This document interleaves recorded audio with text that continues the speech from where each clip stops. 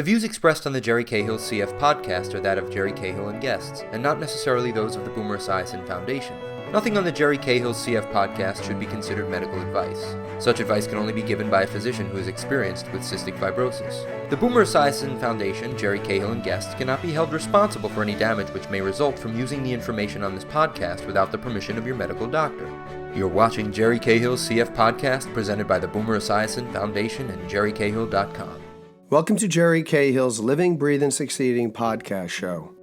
This episode, The Daily Grind with CF, was made possible through an unrestricted educational grant from Gilead to the Boomer Esiason Foundation. Today you will meet Pam Gauvin, 49 with CF and post-double lung transplant 4 years. Pam is from Nashua, New Hampshire and competed as a varsity swimmer through college, is a practicing attorney, and the proud mom of twins. Pam loves the outdoors, spending time with her family, and also attended the transplant games in Cleveland in 2016, winning 5 gold medals in swimming. Also, Pam is considering the World Transplant Games in Spain this summer. My name is Pam. I have cystic fibrosis, and I had a double lung transplant on February 5th of 2013. I'm going to be 49 years old in March of this year.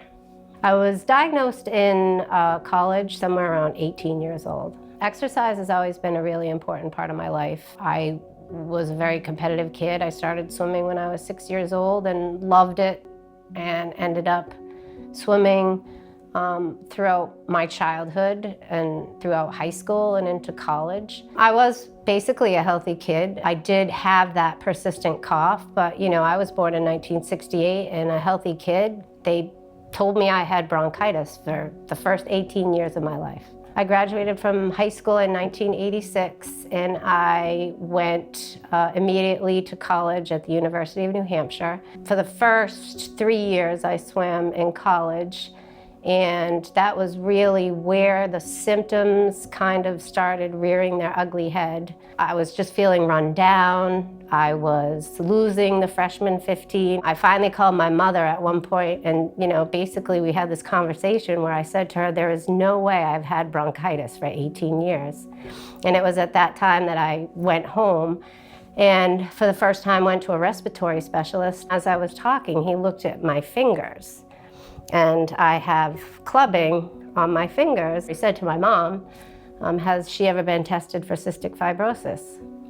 And at that appointment, I had a sweat test, and he basically gave me and my mom the diagnosis of cystic fibrosis. When I graduated from UNH, I wanted to go to law school, so I started law school in the September following my college graduation. At the time, I wanted trial experience, so I got a job with the district attorney's office down here in Bristol County, Massachusetts.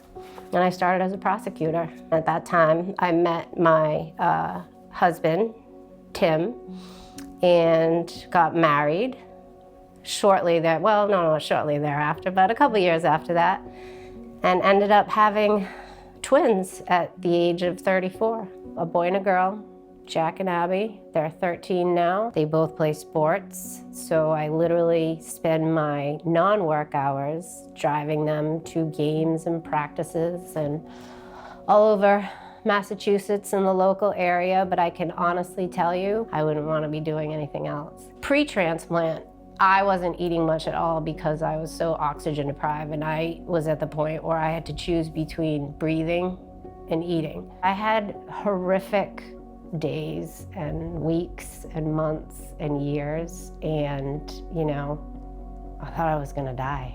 That phone call was the best phone call I ever got. The only bad thing about the phone call was I had to wake up my 2 kids, and I didn't know what to say. What do you say? Do you say goodbye? Do you say you're a great kid? Do you say I'll see you soon? That was the hardest thing for me.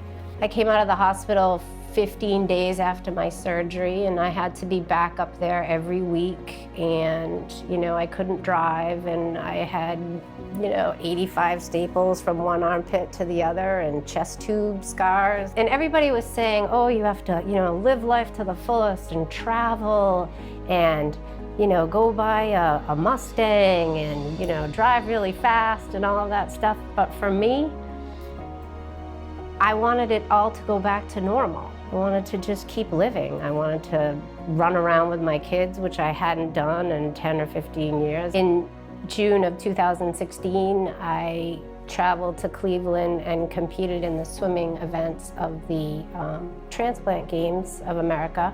I decided probably in late 2015 that I wanted to compete in the 2016 Games. I said, you know what, I'm just gonna start swimming at the Y, see if I can still swim, that type of stuff.